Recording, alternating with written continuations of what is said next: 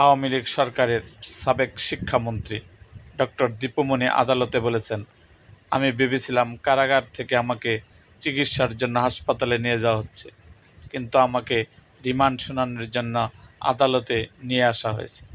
এখন কি আমাকেও মরে প্রমাণ করতে হবে যে আমি অসুস্থ? আজ সোমবার ৬ অক্টোবর তার রিমান্ড শুনানিতে এসব কথা বলেন তিনি। এদিকে রাজধানীর শাহবাগ থানার জুট ব্যবসায়ী মুনির হত্যা মামলায় আওয়ামী লীগ সরকারের সাবেক শিক্ষামন্ত্রী ডক্টর দীপুমনিকে ৪ দিনের রিমান্ড মঞ্জুর করেছে আদালত।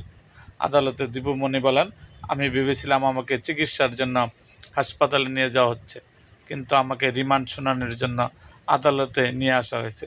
এখন কি আমাকেও মরে প্রমাণ করতে হবে যে আমি অসুস্থ?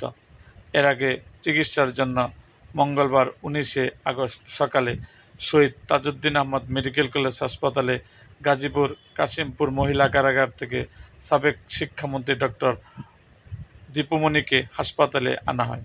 এদিকে লালবাগ থানার শাওন শিকদার হত্যা মামলায় সুলাইমান সেলিম গ্রেপ্তার দেখানো হয়েছে। উল্লেখ্য, ছাত্র জনতার গণঅভ্যুত্থানে গত বছরের ৫ আগস্ট শেখ হাসিনা সরকারের পতনের পর ১৯শে আগস্ট দীপুমনিকে গ্রেপ্তার করা হয়। এরপর থেকে তিনি কারাগারে আছেন। বৈষম্য বিরোধী ছাত্র আন্দোলন চলাকালে রাজধানীর বিভিন্ন থানায় মামলায় তাকে গ্রেপ্তার দেখানো হয় এবং একাধিক মামলায় রিমান্ডে নেওয়া হয়।